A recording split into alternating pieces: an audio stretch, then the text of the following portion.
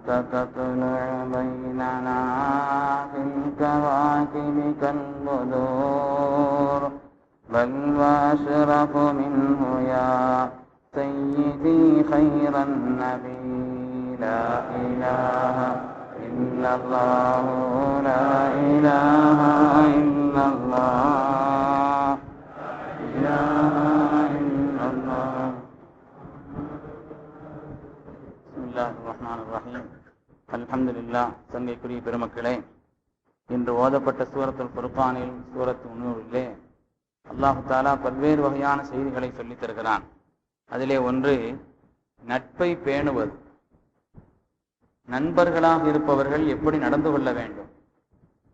மார்க்கம் சுருக்கமாக அதற்கு ஒரு 10 கடமைகளை சொல்கிறது. நாம் மற்றவர்களுக்கு நண்பர்களாக அல்லது மற்றவர்கள் நமக்கு நண்பர்களாக இருக்கும் பொழுது அவர்களுக்கு மத்தியில் பேண வேண்டிய உறவுகளை, அம்சங்களை மார்க்கம் சொல்லி காட்டுகிறது. முதலாவது உயிர், உடைமை, மானம் இவைகளை பாதுகாக்க வேண்டும். நண்பர் என்று சொன்னால் அவருடைய உயிரை, அவருடைய உடைமைகளை, அவருடைய மானத்தை பாதுகாப்பதிலே இவர் கவனம் செலுத்த வேண்டும். இது ஒரு விரிவான தலைப்பு. அது உயிர், அது மாதிரி உடைமை, மானம் என்று சொன்னால் விரிவான ஒரு தலைப்பு. கண்மணி நாயகம் ஸல்லல்லாஹு அலைஹி வஸல்லம் சொன்னார்கள், ஆன சய்யிதுன் நாஸி யௌமல் கியாமா, கியாமத்து நாளையில் மனித சமுதாயத்தினுடைய ஒட்டுமொத்த தலைவர் நான் தான். யதுஊனி ரப்பி, என்னுடைய ரப்பு அல்லாஹு தஆலா என்னை அழைப்பான். என்னுடைய பட்ட பெயர்களை எல்லாம் சொல்லி அல்லாஹு தஆலா என்னை அழைப்பான். லப்பைக வ சஅதைக், இதோ அடிபணிந்தேன் ரப்பே என்று அல்லாஹ்விற்கு முன்னால் நான் சமர்ப்பணமாகுவேன். அது ஒரு நீண்ட ஹதீஸ். ஸல்லல்லாஹு அலைஹி வஸல்லம் அந்த ஹதீஸினுடைய தொடரிலே சொல்கிறார்கள், ஒயின் கதஃபல் முஹ்ஸினத சயஹ்திமு அமல மியத்தி சனா. ஹாக்கிமில் வருகிறது, நண்பர்கள் மற்றவருடைய காரியங்களை பேண வேண்டும், அதேபோல் அவருடைய மானங்களை பாதுகாக்க வேண்டும். இது ஆணாக இருந்தாலும் சரி, பெண்ணாக இருந்தாலும் சரி. ஒரு பெண்ணை பற்றி யாராவது தவறான முறையிலே இட்டு கட்டினால், இவர்களுக்கு பழக்கம் தெரியுது, இட்டு கட்டினால் 100 வருஷத்தினுடைய அமலை அல்லாஹ் இல்லாமல் ஆக்கிடுவான்னு சொன்னான். 100 வருஷம் செய்த அமல் பாழாகிடும். மற்றவருடைய மானத்தை பேணுவதிலே, கண்ணியத்தை பேணுவதிலே எந்த அளவிற்கு நாம் கவனம் செலுத்த வேண்டும் என்பது குறித்து கண்மணி நாயகம் ஸல்லல்லாஹு அலைஹி வஸல்லம் இந்த ஹதீஸ் நமக்கு தெளிவுபடுத்துகிறது. அருமையான பெருமக்களே, ஒரு தடவை ஸல்லல்லாஹு அலைஹி வஸல்லம் இடத்தில் ஒரு சஹாபி கேட்கிறார்கள், செய்தனா இப்னு மஸ்ஊத் ஐயுல் மிஅலும் யா ரசூலல்லாஹ், அநியாயங்களில் பெருத்த அநியாயம் எது நாயகமே கேட்கிறாங்க. ஐயுல் மிஅலும் சொன்னாங்க, ذراع من الارض ينقصه من حق اخيه, ஒரு நிலம் தன்னுடைய சகோதரனிடத்திலிருந்து அந்த நிலத்தை இவன் பறித்து எடுக்கிறான். இவன் அநியாயமாக பறித்தெடுக்கிறான். யுத்தஃபிகுஹா யௌமல் கியாமத்தி கஅரல் அர்த், கியாமத்தினுடைய நாளையிலே கஅருல் அர்தை இவன் சுருட்டிக் கொள்வான். யாரிடத்திலிருந்து எடுத்துக்கொண்டானோ அவன் சுருட்டிக் கொள்வான். கஅருல் அர்த்னா என்ன நாயகமே கேட்கப்படும் பொழுது ஸல்லல்லாஹு சொன்னாங்க, வலா யஅலமு கஅரஹா இல்லல்லதி ஹலகஹா, அதை படைத்த ரப்பை தவிர யாராலும் அறிய முடியாது. அப்ப அடுத்தவர்களுடைய உடைமைகளை அபகரிப்பதோ, அவருடைய மானத்தை போக்குவதோ, அவருடைய உயிரை போக்குவதோ எந்த அளவிற்கு கடினமானது. அதிலும் குறிப்பாக நண்பர்கள் விஷயத்திலே இது ரொம்ப கவனமா இருக்கு. இரண்டாவது, பிரியம் வைக்கணும். நண்பர்கள்னா சும்மா சொல்லிக்கிறது இல்ல, அவர் எனக்கு ஃப்ரெண்ட், இவர் எனக்கு ஃப்ரெண்ட் சொல்லிக்கிறது இல்ல. பிரியம் வைக்கணும்.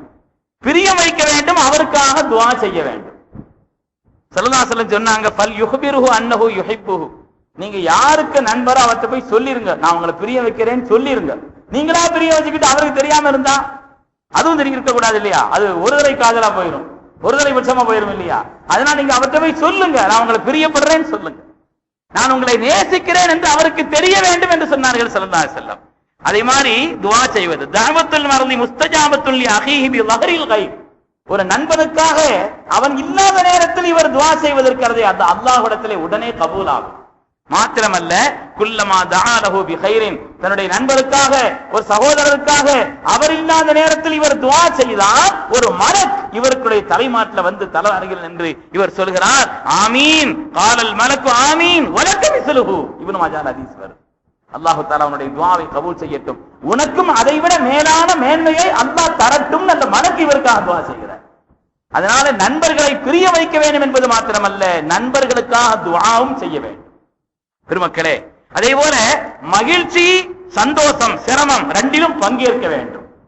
அவங்களுடைய மகிழ்ச்சியிலையும் பங்கேற்கணும், சிரமத்திலையும் பங்கேற்க வேண்டும். அதே போல நம்முடைய மகிழ்ச்சியிலே நம்ம நண்பர்களை பங்கேற்க செய்வது, நம்ம அவங்களுடைய மகிழ்ச்சியிலையும் கஷ்டத்திலையும் பங்கேற்கணும். நம்ம கஷ்டத்தில் அவர் பங்கேற்க நினைக்க கூடாதா, நம்ம மகிழ்ச்சியை அவரை பங்கேற்க வைக்க வேண்டும். அது நம்முடைய கடமை. நாம அவருடைய நம்முடைய நண்பராக அவர் இருக்கும் பொழுது அவருடைய மகிழ்ச்சியிலும் கஷ்டத்திலும் நான் பங்கேற்க வேண்டும். ஆனால் என்னுடைய மகிழ்ச்சியிலே அவரை பங்கேற்க செய்ய வேண்டும். கஷ்டத்துல நான் அவரை நீ நண்பனாருக்கு என்ன நண்பனி கூறுகிட்டவன அவன் எதையாவது சொல்லிடக்கூடாது. அவன் அப்படி இருக்குன்னு சொல்லிடக்கூடாது. கஷ்டத்தில் பங்கேற்கிறானோ இல்லையோ நான் அவனுடைய கஷ்டத்தில் பங்கேற்க வேண்டும், என்னுடைய மகிழ்ச்சியில் அவனை பங்கேற்க செய்ய வேண்டும். எதுக்கு இந்த வார்த்தை முந்திருச்சுன்னா இன்னைக்கு அப்படி சொல்றாங்க பல பேர் என்பதனால பெருமக்களே. அதனால நாம என்ன நினைக்கிறோம்னா அடுத்தவங்க நமக்கு என்ன செய்யணும் அதைத்தான் பார்க்கிறோம். ஒரு காலம் இந்த துன்யால நிம்மதி ஏற்படாது. அது கணவன் மனைவியாக இருந்தாலும் சரி, பிள்ளை பெற்றோராக இருந்தாலும் சரி, நண்பர்களாக இருந்தாலும் சரி, எந்த உறவா இருந்தாலும் சரி, அவர் நமக்கு என்ன செய்யணும் என்று இந்த உலகம் பார்த்தால் அந்த குடும்பத்தில் நிம்மதியே இருக்காது. நான் என்ன செய்யணும் என்று பார்க்க ஆரம்பித்தால் நிம்மதி வந்துவிடும். நான் என்ன செய்ய வேண்டும், ஒரு மனைவி நினைக்கிற என்னுடைய கணவனுக்கு நான் என்ன செய்ய வேண்டும் என்று ஒரு மனைவி நினைக்க வேண்டும். ஒரு கணவன் தன் மனைவிக்கு என்ன செய்ய வேண்டும் என்று இவர் நினைக்க வேண்டும். இவர் அந்த பொம்பளை அவன் மாப்பிளைக்கு என்னெல்லாம் செய்யறாரு, இவன் ஒழுங்கு ஒண்ணும் செய்யறது இல்லையா இவர் நினைச்சாரு, குடும்பத்தில் நிம்மதி இருக்காது. நாம் அவர்களுக்கு செய்ய வேண்டியதுதான் எண்ணி பார்க்க வேண்டும். கயிர் பெருமக்களே, அன்பளிப்புகளை பரிமாறிக்கொள்ள வேண்டும். நண்பர்களை பொறுத்தவரையிலே அன்பளிப்புகளை பரிமாறிக்கொள்ள வேண்டும்.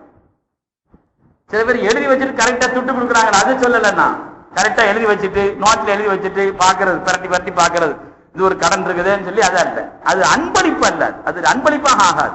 அது என்னன்னு சொன்னா கடன் மாதிரி ஆயிடுது கொடுக்கல. அப்படிப்பட்ட ஒரு நிலை அன்பளிப்பு என்ற ரீதியில அது அன்பளிப்புகளை பரிமாறிக்கொள்ள வேண்டும் முஹப்பத்தின் அடிப்படையில். அதே போல பணிவுடனும் கண்ணியத்துடனும் நடந்து கொள்ள வேண்டும்.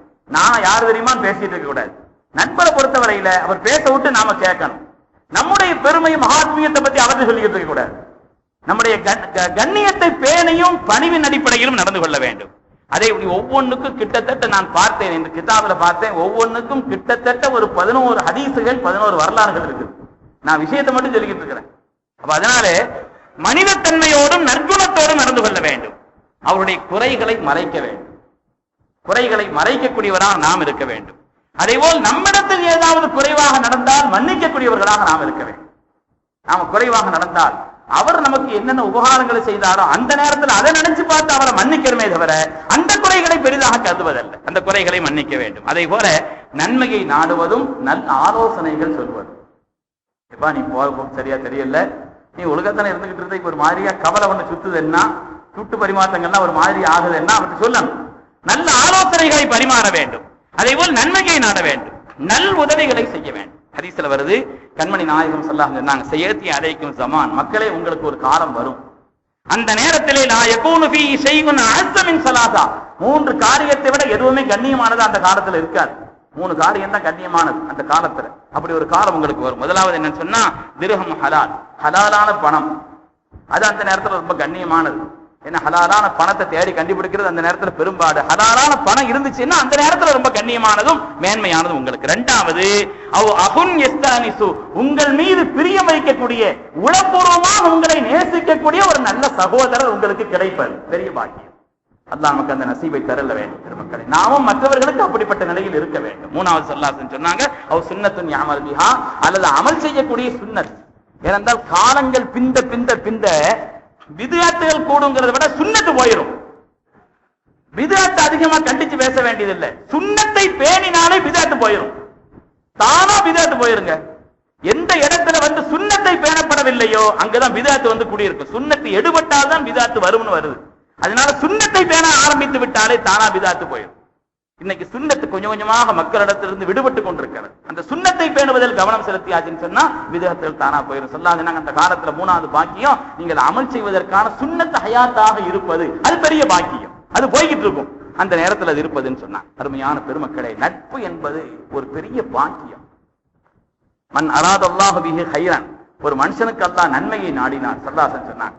ஒரு மனிதனுக்கு அல்லாஹ் நன்மையை நாடினால் யோஃபிகுஹு கலீலன் சாலிஹா, நல்ல நண்பரை அவருக்கு ஏற்படுத்தி கொடுக்கிறான்னு சொன்னாங்க. அல்லாஹ் தஆலா நம்ம எல்லோரு விஷயத்துல நன்மையை நாட வேண்டும் பெருமக்களே. நல்ல நண்பர்களை அல்லாஹ் நமக்கு தர வேண்டும். நாமும் மற்றவர்களுக்கு நல்ல நண்பர்களா திகழணும். ஒரு மனிதனை பற்றி நீங்கள் தெரிய வேண்டுமா, அவன் நண்பனை பாருங்கள். நீங்கள் யாரோடு நட்பு வைக்கிறீர்கள் என்பதை கவனமாக வையுங்கள். ஏனென்றால் அது சாதாரணமானதல்ல, அதுதான் உங்களுடைய தீன், அதுதான் உங்களுடைய மார்க்கம். நீங்கள் யாரோடு நட்பு கொள்கிறீர்களோ அந்த மார்க்கத்திலே உங்களை அவன் கொண்டு சென்று விடுவான். அதனால யாரோடு பழகுகிறீர்கள், யாரோடு நட்பு வைக்கிறீர்கள், அதுல ரொம்ப கவனமா தேர்ந்தெடுக்கணும்னு சொன்னாங்க கண்மணி நாயகம் ஸல்லல்லாஹு அலைஹி வஸல்லம். நீங்க பார்க்கத்தானே செய்யறோம், இன்னைக்கு அந்த நிலையை பார்க்கத்தானே செய்யறோம். இருக்கக்கூடிய எல்லா வழிகட்ட கூட்டத்திலையும் இவன் பழக்கமாக கொண்டு போறதை இவனுக்கு பெரிய முஜாஹதா. அது ஸல்லல்லாஹு அலைஹி வஸல்லம் திரு வாக்கியம். அப்ப அதனால நட்பு கொள்ளக்கூடியவர்கள் என்று சொன்னால் அவங்க விஷயத்துல ரொம்ப கவனமா இருக்கணும். பெருமக்களே, நண்பர்கள் என்று சொன்னால் ஹதீஸ்ல வருது, கியாமத்துல தான் அவங்களுடைய உண்மையான பரிமாணத்தை தெரிய முடியும். இந்த உலகத்துல நல்ல பிரியமா இருக்கிறாங்க, நல்ல நண்பர்களா இருக்கிறாங்கன்னா அவங்க கியாமத்துல ரொம்ப பயன்படுவாங்க. இந்த ஓதப்பட்ட ஆயத்திலே வருகிறது.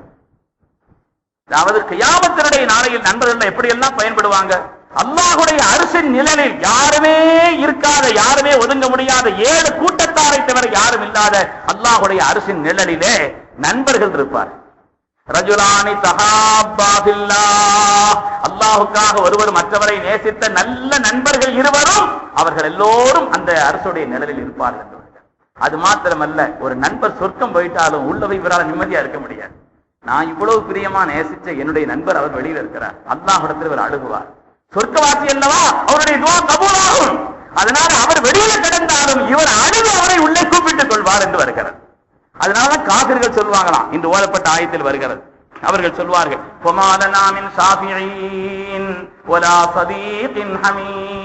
எங்களுக்கு சிவாரி செய்யக்கூடிய ஒருவரும் இல்லையே, ஒலா சதீகின் ஹமீம், எங்களுக்கு அப்படிப்பட்ட உயிர் நண்பர்கள் யாரும் வாய்க்கவில்லையே சொன்னாங்க. இப்படி எங்களை காப்பாற்றி சொர்க்கத்திற்கு கொண்டு செல்லக்கூடிய அளவிற்கு நண்பர்கள் சதீகின் ஹமீம், எங்களுக்கு அப்படிப்பட்ட நட்பு ரீதியான ஒரு நண்பர்கள் கிடைக்கவில்லையே என்று காபிர்கள் பதறுவார்கள், கதறுவார்கள் வருகிறார். உலகத்துல மார்க்கத்தின் அடிப்படையிலான விரியத்தின் அடிப்படையில் உள்ள அந்த நட்பு என்பது கியாமத்தில் எவ்வளவு பெரிய பாக்கியத்தை அது தேடித்தரும் என்பதை குர்ஆன் ஷரீஃப் நமக்கு சொல்லி காண்பிக்கிறது. அருமையான பெருமக்களே, உலகத்திலேயே நல்ல நட்புக்கு உதாரணம் கெட்ட நட்புக்கு உதாரணம். நல்ல நட்பு இன்னைக்கு ஓதக்கூடிய ஆயத்துல கெட்ட நட்புக்கு அல்லாஹ் தஆலா உதாரணம் சொல்கிறான். சூரத்துல் ஃபுர்கானில் வருகிறது, வயோம யஅது ஸாலிம் அலா யதை, கியாமத்தினுடைய நாளையில் அந்த அநியாயக்காரன் தன் கைகடிப்பான். இப்படி செய்துட்டமே நினைப்பானா. யார் அந்த அநியாயக்காரன், எதனால் கைகடிக்கிறான் என்றால் வரலாற்றிலே வருகிறது. உக்பத் இப்னு அபீ முஹைத், மக்காவில் பெரிய தலைவன், அவனுடைய கூட்டாளி உமையா. இந்த உமையா பயணத்திற்கு வெளியூருக்கு போயிருந்தார். போயிருந்த நேரத்தில் இந்த உக்பா அந்த நேரத்தில் ஸல்லல்லாஹு அலைஹி வஸல்லமோடு கொஞ்சம் தொடர்பு வந்துருச்சு. ஸல்லல்லாஹு அலைஹி வஸல்லம் தொடர்பு வந்ததுல எந்த அளவுக்கு ஆயிடுச்சுன்னு சொன்னா, அவங்களுடைய குணம் அவங்களுடைய பண்பு எல்லாத்தையும் பார்த்து இஸ்லாம் ஆயிட்டார், கலிமா சொல்லிட்டார். ஆனாலும் கூட தன் நண்பத்தை ஒரு வார்த்தை கேட்டுக்கிறோமே, நாளைக்கு ஊர்ல இருந்து அவர் வர்றார், அவர்கிட்ட ஒரு வார்த்தை சொல்லிக்கிறோம் அப்படின்னு சொல்லி இவர் கலிமாவும் சொல்லிட்டாரு. ஒரு விருந்து வச்சார். அந்த விருந்துக்கு ஸல்லல்லாஹு அலைஹி வஸல்லம் கூப்பிட்டு இருந்தார். நாயகமே நீங்க விருந்துக்கு வரணும். ஸல்லல்லாஹு அலைஹி வஸல்லம் சரின்னு சொல்லியிருந்தாங்க. ஆனால் அந்த உமையா வந்த உடனே இந்த விஷயத்தை பூரா சொன்னான். நம்ம 2 பேரும் எவ்வளவு பெரிய நட்புன்னு தெரியும், இது நம்ம நட்பு தொடரணுமானா நீ போய் முதல்ல விருந்துக்கு வரக்கூடாதுன்னு சொல்லிட்டு வா அப்படிங்கிறது மாத்திரமல்ல, இன்னென்ன வார்த்தைகளை எல்லாம் சொல்லி திட்ட வேண்டும். அப்படி அவர் முன்னால போய் திட்டி காரி துப்பிட்டு வந்தா தான் நீ எனக்கு நண்பன், இல்லன்னா நாம 2 பேரும் நண்பன் இல்லைன்னா. சொன்ன உடனே அவன் பார்த்தான், ஆகா நம்ம நண்பன்ல சொல்றான். நட்புக்கு விலை கொடுக்கத்தான் செய்வாங்க நட்புக்குங்கிறது. அப்ப அதனால அவன் பார்த்தான், நம்ம நண்பன் உயிருக்கு உயிரா நாம இவ்வளவு நானும் பழக நாள் இப்படி சொல்றான்னு சொல்லி நேரா ஸல்லல்லாஹு அலைஹி வஸல்லம் நீங்க விருந்துக்கு வரக்கூடாதுன்னு சொல்லிட்டு கடுமையான வார்த்தைகளை சொல்லி அவன் காரி ஸல்லல்லாஹு அலைஹி வஸல்லம் முகத்தில் துப்புனான். ஆனா அது திருப்பி இவருடைய முகத்தில் பட்டு அது கருகியது என்று வருகிறது. அப்பொழுது கூட அவன் பாடம் பெறவில்லை. பெருமக்களே, அந்த நேரத்தில் அவன் திரும்பி விட்டான். இப்படி கோபத்திலே ஆகிவிட்டு இவனுக்காக ஸல்லல்லாஹு அலைஹி வஸல்லம் பகைத்துக் கொண்டான். அல்லாஹ் சொல்கிறான், வயோம யஅது ஸாலிம், இந்த அநியாயக்காரன் கைகடிப்பான் கியாமத்திலே. யா வைலதா லைதன் யா லைதனி இத்தகது மஅர் ரசூலி சபீலா, அந்த ரசூலோடு என்னுடைய நட்பை நான் ஆக்கியிருக்க வேண்டுமே. யா வைலதா லைதனி லம் அத்தகிது ஃபுலானன் கலீலா, இன்னவனை என்னுடைய நண்பனாக நான் ஆக்காமல் இருந்திருக்க வேண்டுமே. நீங்க நாம செய்யற எல்லா நன்மைகளுக்கும் எல்லா பாவங்களுக்கும் நண்பர்கள் தான் காரணம். இவர் போய் பார்த்துட்டு வந்து சொல்லுவார், மாப்பிள்ள சூப்பர், உடனே இவர் ஒரு சீடி வாங்கி அதை போட்டு பார்த்துருவார். இவர் பார்த்தா என்ன அவருடைய பதாயில் என்னன்னு அவர் சொல்லிட்டார். இல்ல இவர் சொல்லுவார், நேற்று பயான் நீ கேட்கலையா, அற்புதமான பயான், அப்படியா, அதையும் அவர் கேட்டுருவார். நான் பதிஞ்சு வச்சிருக்க, நீங்க கேட்டுப்பார். நட்புக்கும் சரி உயர்வானதற்கும் தீமைக்கும் இவர்தான் காரணம், நாம் தான் காரணம். பெருமக்கள், கெட்ட நண்பர்களுடைய விளைவு என்ன ஆகும் என்று வருகிறது.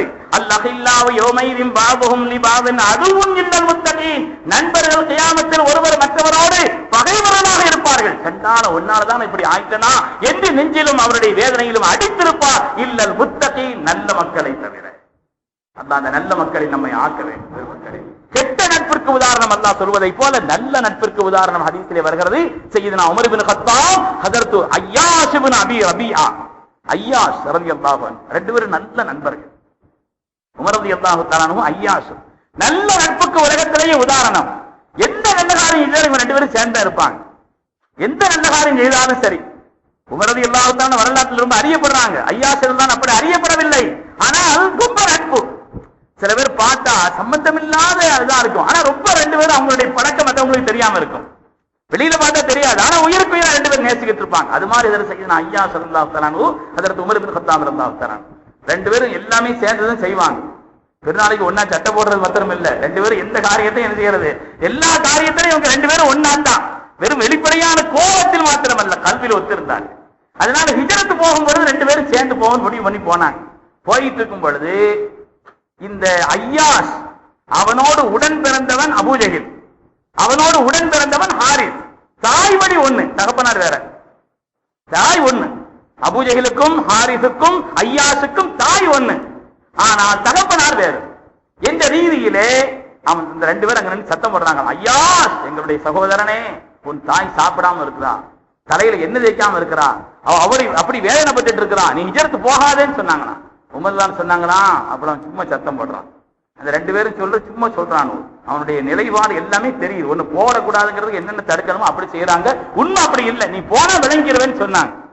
இருந்தாலும் தாய சொல்லும் பொழுது அவங்க அந்த நேரத்துல ஈமான் கொள்ளலைனாலும் மனசுல வேதனைப்பட்டு இங்க வந்துட்டாங்க. வந்த உடனே இவங்க இந்த ரெண்டு பேரும் சேர்ந்து இவர் கெட்டி வச்சுட்டாங்க. அய்யாஷான கெட்டி வச்சு, வேதனைன்னா வரலாற்று இப்படி வேதனை இல்லை, அந்த அளவுக்கு கடுமையாக வேதனை கொடுத்தார்கள். அந்த வேதனையினுடைய உச்சம் என்ன தெரியுமா? ஹஜ்ரத் சய்யிதுனா உமர் இப்னு கத்தாப் ரலியல்லாஹு தஆலா அது போய் அங்க மக்கா மதீனால போய் சொல்றாங்க ஸல்லல்லாஹு அலைஹி வஸல்லம். ஸல்லல்லாஹு அலைஹி வஸல்லம் அந்த வேதனை உணர்ந்தார்கள். ஒரு மாத காலம் அல்லாஹ்வுடைய ரசூல் அவர்கள் அவர்களுக்கு எதிராக குனூத் ஓதுனாங்க.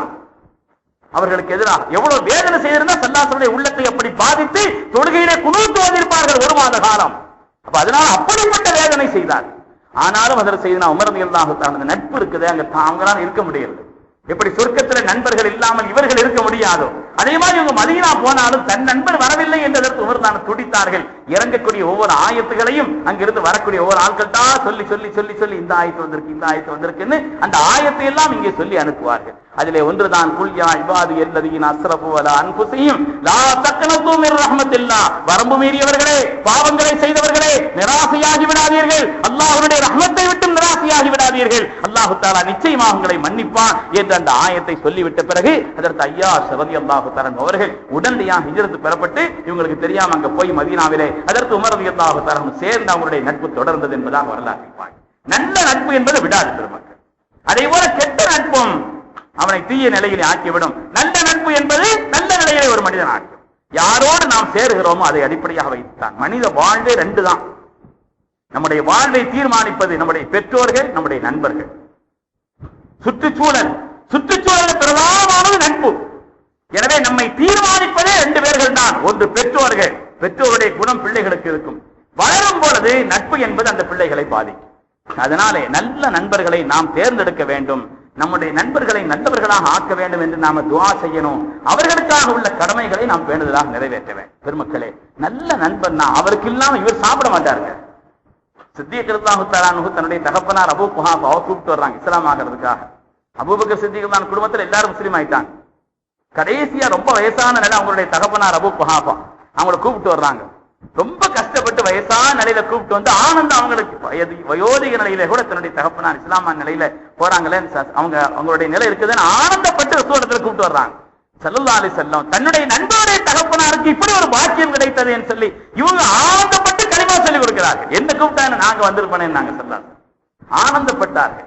அவங்களுடைய முகத்திலும் அவங்களுடைய கல்விலும் தெரிந்த அந்த ஆனந்தத்தை எதிர்த்து செய்த அபூபக்கர் சித்திக் ரலியல்லாஹு பார்க்கிறார்கள். ஆனா சித்திக் நாயகம் அந்த நேரத்தில் அவங்க சிரிக்கல, அவங்க அழுதுகிட்டு இருந்தாங்க. அவங்க அழுதுகிட்டு இருந்தாங்க.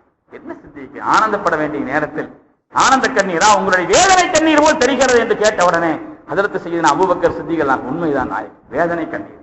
என்னுடைய தகப்பனாருக்கு கலிமா சொல்லி கொடுத்தீங்க, அவர் கலிமா சொல்லிட்டார். உங்களுடைய பெரிய தகப்பனாருக்கு அபூ தாலிபுக்கு நீங்க கலிமா சொல்லி கொடுத்திருக்கும் பொழுது அவர் சொல்லி இருந்தா தாங்க சந்தோஷப்பட்டிருப்பீர்கள் நாயகமே. இவர் கலிமா சொல்லி கொடுத்தீங்க, சொல்லிட்டாங்க, அது சந்தோஷம் தான். ஆனால் உங்களுடைய பெரிய தகப்பனார் அபூ தாலிபுக்கு தாங்கள் கலிமா சொல்லி கொடுத்த நேரத்தில் அவர் சொல்ல மறுத்து விட்டாரே, அவர் சொல்லி இருந்தால் நீங்கள் சந்தோஷப்பட்டிருப்பீர்களே நபியே. நான் அதை நினைச்சு இந்த நேரத்தில் வேதனைப்படுறேன். நட்புங்கிறது அதுதான் பெருமை. உலகத்திலேயே நட்புக்கு உதாரணம் சய்யிதுனா ரசூலுல்லாஹி ஸல்லல்லாஹு அலைஹி வஸல்லம் சித்திக்குல் அக்பர் அவர்கள். அதனாலே நாம் உலகத்தில் ஒவ்வொருவருக்கும் செய்ய வேண்டிய கடமைகள் என்று இருக்கிறது. யாரை நாம் நண்பர்களாக கொண்டிருக்கிறோமோ அவர்கள் விஷயத்தில் நாம் செய்ய வேண்டிய கடமைகளை மாற்றும் நிறைவாக சொல்லி தருகிறது. அவர்களையும் நல்ல நண்பர்களாக ஆக்க வேண்டும் என்று நாம் துஆவும் செய்யணும். நாமும் அவர்களுக்கு நல்ல நண்பர்களாக திகழணும். அல்லாஹ் தஆலா அப்படிப்பட்ட நல்ல நண்பர்களாக நம்மை ஆக்கி அருள்வானாக. நம்முடைய நண்பர்களை எல்லாம் சாலிஹீன்களாக ஆக்கி அருள்வானாக. சாலிஹானவர்களை அல்லாஹ் நமக்கு நண்பர்களாக ஆக்கி தருவான். எந்த நல்ல நண்பர்கள் கியாமத்தினுடைய நாளையில் அரிசின் நிழலிலே ஒதுங்குவார்களோ அப்படிப்பட்ட நண்பர்களாக அல்லாஹ் நம்முடைய நண்பர்களை ஆக்கி அருள்வானா. எந்த நண்பர்கள் சொர்க்கத்திற்கு நம்மை அழைத்து செல்வார்களோ அல்லது நாம் மற்றவர்களை அழைத்து உள்ளே கொண்டு செல்விடுவோமோ அப்படிப்பட்ட நண்பர்களாக அல்லாஹ் நம்மை ஆக்கி அருள்வானாக. நண்பர்களுக்கு செய்ய வேண்டிய கடமைகளையும் முறையாக பேணி செய்யக்கூடிய சாலிஹீன்களில் அல்லாஹ் நம்மை கபூல் செய்து அருள்வானாக. ஆமீன் ஆமீன் யா ரப்பல் ஆலமீன். வ ஆகிரு தஅவானா அனில் ஹம்துலில்லாஹி ரப்பில் ஆலமீன். அஸ்ஸலாமு அலைக்கும்.